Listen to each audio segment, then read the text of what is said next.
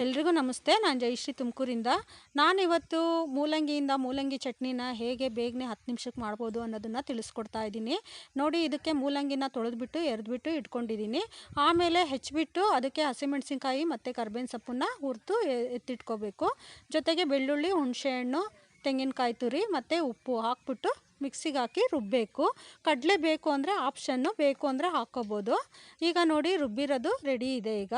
ಈಗ ಇದಕ್ಕೆ ಒಂದು ಬಾಣಲಿನಲ್ಲಿ ಸ್ವಲ್ಪ ಎಣ್ಣೆ ಹಾಕ್ಬಿಟ್ಟು ಸಾಸಿವೆ, ಕರ್ಬೇವಿನ ಸೊಪ್ಪು ಮತ್ತು ಒಣಮೆಣಸಿನ್ಕಾಯಿ ಹಾಕ್ಬಿಟ್ಟು ಒಗ್ಗರಣೆ ಹಾಕಬೇಕು. ಇದು ಚಟ್ನಿಗೆ ನಾವು ಒಗ್ಗರಣೆ ಹಾಕಿದ್ರೆ ಚಟ್ನಿ ಚೆನ್ನಾಗಿರುತ್ತೆ. ಇದು ಮುದ್ದೆಗೆ ಮತ್ತು ಅನ್ನಕ್ಕೆ ಎರಡಕ್ಕೂ ಕೂಡ ತುಂಬಾ ಚೆನ್ನಾಗಿರುತ್ತೆ.